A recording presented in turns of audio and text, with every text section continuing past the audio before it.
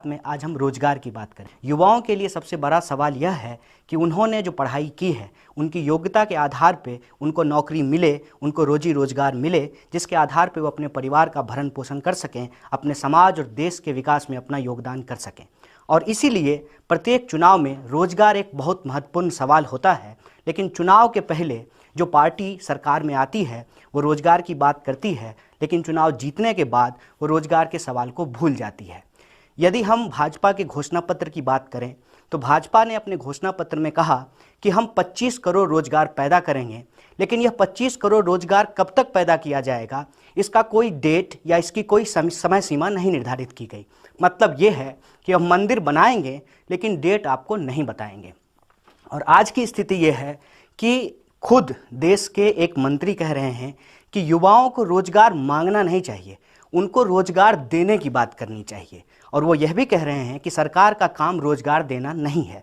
मतलब यह है कि आप बीमार हैं, आप किसी डॉक्टर के पास गए हैं और डॉक्टर आपको यह कह रहा है कि हम आपका इलाज नहीं करेंगे, उल्टे आप हमारा इलाज कर दीजिए।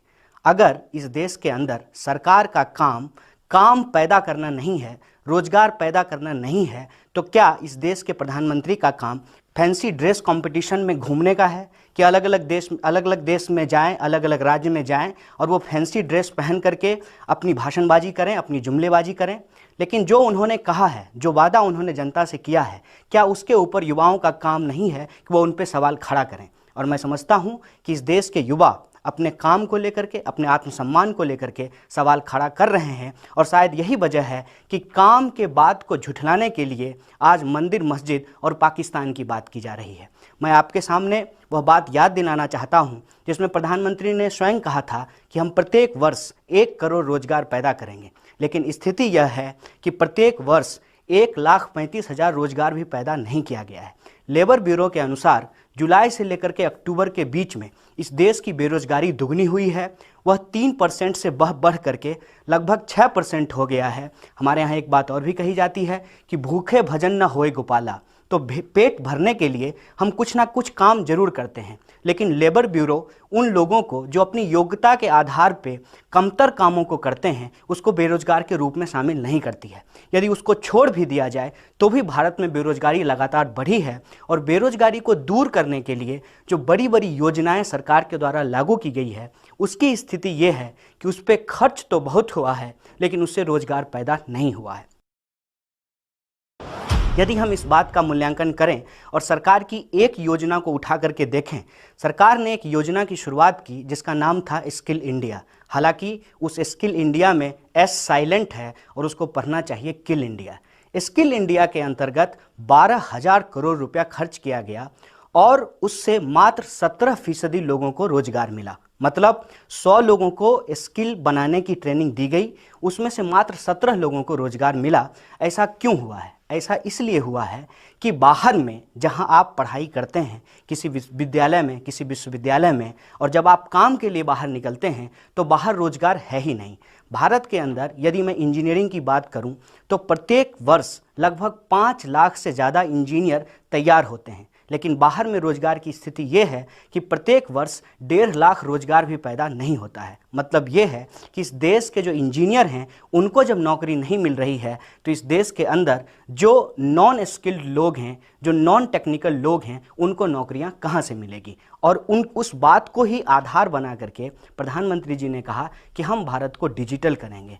मेक इन इंडिया कुल मिला करके यह है कि हम मेक इन इंडिया का नारा लगाएंगे, 12,000 करोड़ रुपया उसके ऊपर खर्च करेंगे। जब भारत में काम देने की बात होगी तो हम भारत में काम किसी भारतीय कंपनी को नहीं देंगे, बल्कि हम वह काम चाइना को दे देंगे। इसका 2 एग्जाम्पल मैं आपको देना चाहता हूं कि अभी सरदार वल्लभ भाई पटेल के नाम पे एक यूनिटी ऑफ स्टैच्यू को बनाने की कोशिश कर रही है सरकार। वह काम लगातार हो रहा है और सार्वजनिक क्षेत्र की कंपनियों ने उसके लिए अनुदान दिया है, उसके लिए चंदा दिया है। ये बहुत अच्छी बात है कि सरदार पटेल की मूर्ति बनाई जा रही है, लेकिन उस मूर्ति को बनाने के लिए किसी भारतीय कंपनी को टेंडर नहीं दिया गया है। उस कंपनी को बनाने के लिए एक चाइनीज कंपनी को टेंडर दिया गया है। और भारत के कोई भी मूर्तिकार सरकार के नज़र में योग्य नहीं है और मेक इन इंडिया के तहत कोई इंडियन इतना योग्य नहीं है जो सरदार पटेल की मूर्ति बना सके। इसके साथ साथ नागपुर में अभी एक मेट्रो की शुरुआत की गई है। उस मेट्रो को बनाने का काम भी भारत को नहीं दिया गया है, भारत की किसी कंपनी को नहीं दिया गया है, वो चाइनीज कंपनी को दिया गया है। जब डिमोनेटाइजेशन किया गया तो सरकार ने कहा कि इसका उद्देश्य ये है कि हम डिजिटल करेंसी की शुरुआत करना चाहते हैं, और डिजिटल करेंसी के नाम पे पीएम ने पेटीएम का प्रचार किया। सवाल यह है कि पेटीएम में भी 40% शेयर जो है वो चाइना की कंपनी का है। स्थिति यह है कि make in India made in India से अलग है। मेड इन इंडिया से मेक इन इंडिया अलग इस रूप में है कि किसी भी भारतीय कंपनी के साथ विदेशी कंपनी का बिना किसी समझौता का वो यहाँ पे आएंगे, अपनी कंपनी लगाएंगे, अपनी टेक्नोलॉजी हमको नहीं देंगे। मतलब यह है कि हम भारतीय लोग विदेशी कंपनियों के प्रोड्यूसर नहीं बनेंगे, सिर्फ और सिर्फ कंज्यूमर बन करके रह जाएंगे। शायद यही वजह है कि आज हमको इस कॉरपोरेट राज में ब्रिटिश राज की याद आ रही है कि मैनचेस्टर की कंपनियां हिंदुस्तान आती थी और यहाँ के जो सूत पैदा करने वाले, कपास पैदा करने वाले किसान थे, उनके कपास को खरीद करके इंग्लैंड ले जाती थी और वहाँ से कपड़ा तैयार करके वापस हिंदुस्तान के बाज़ार में बेचती थी। नतीजा ये था कि सोने की चिड़िया कहे जाने वाली हिंदुस्तान का सोने का अंडा अंग्रेज़ों के पास होता था और भारत एक अमीर देश था, लेकिन भारत की जनता गरीब थी। आज फिर से उस राज की पुनरावृत्ति हो रही है। शायद इसीलिए महान अर्थशास्त्री थॉमस पिकेटी ने कहा है कि भारत ब्रिटिश राज से कॉरपोरेट राज की तरफ जा रहा है, और इस दौर में जब सरकार को इन पॉलिसियों से लड़ना चाहिए तो सरकार उनके सामने रेड कारपेट बिछा रही है कि वो यहाँ आए और हिंदुस्तान की कंपनियों को लूटे, और भारत के युवाओं को रोजगार मिलता है कि नहीं मिलता है ये उनके एजेंडे में शामिल नहीं है। ऐसे दौर में हम युवाओं के सामने एक बहुत बड़ा चैलेंज है कि हमको काम कहाँ से मिलेगा। सरकार यह कह रही है कि जीडीपी का लगातार विकास हो रहा है, लेकिन उस जीडीपी के विकास में 3 महत्वपूर्ण सेक्टर को शामिल नहीं किया गया है। वो है एग्रीकल्चर, टेक्सटाइल और कंस्ट्रक्शन, जिसमें सबसे ज़्यादा रोजगार पैदा होता है। आज स्थिति ये है कि सर्विस सेक्टर के अंदर भी लोगों को रोजगार नहीं मिल रहा है, क्योंकि वैश्विक स्तर पे जो आर्थिक मंदी आई है उस आर्थिक मंदी के चलते भारत के युवाओं के पास रोजगार नहीं है। ट्रंप जैसे नेताओं के अमेरिका जैसे देशों में जीतने के बाद वो कह रहे हैं कि हम अमेरिका के बाहर के लोगों को अमेरिका में काम करने नहीं देंगे। सवाल यह है कि इस देश के अंदर यदि मोदी जी और ट्रंप जी की दोस्ती बन रही है तो उस दोस्ती से किसको फ़ायदा हो रहा है? इस देश के नौजवानों को फ़ायदा मिल रहा है या इस देश की और बाहर की जो कॉरपोरेट कंपनियां हैं उसको फ़ायदा मिल रहा है? इन बातों पे बहुत तसल्ली से सोचने की ज़रूरत है। कुल मिलाकर के मैं ये कहूँ कि शायद आज हम नौजवानों के पास जो रोज़गार का सवाल है वो सबसे बड़ा सवाल है। ये जो स्थिति बनी है उस स्थिति से हम इस नतीजे पे पहुंच रहे हैं कि हमारा देश तो बदल रहा है।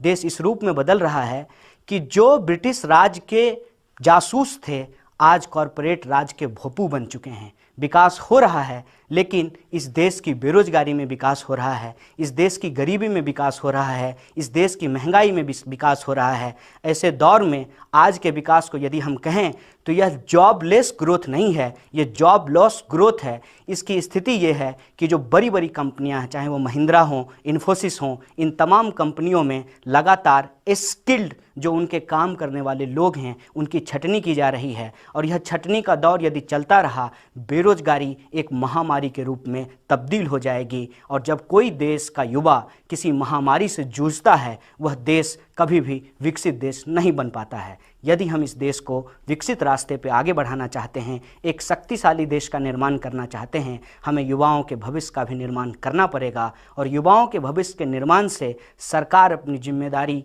के कंधे को नहीं झटक सकती है, क्योंकि लोग वोट देते हैं उनको काम के लिए, रोजगार के लिए, स्वास्थ्य के लिए, शिक्षा के लिए। यदि वो काम पे काम नहीं करेंगे तो वो किस पे काम करेंगे? प्रधानमंत्री का काम इस देश के युवाओं की जो समस्या है उसको हल करना है, और इस देश के युवाओं की सबसे बड़ी समस्या ये है कि पढ़ने लिखने के बावजूद, स्किल होने के बावजूद उनके पास रोजगार नहीं है। इस देश के युवाओं को हर हाल में बचाना होगा, और मंदिर मस्जिद पाकिस्तान की जगह हमको काम की बात को तवज्जो देनी होगी।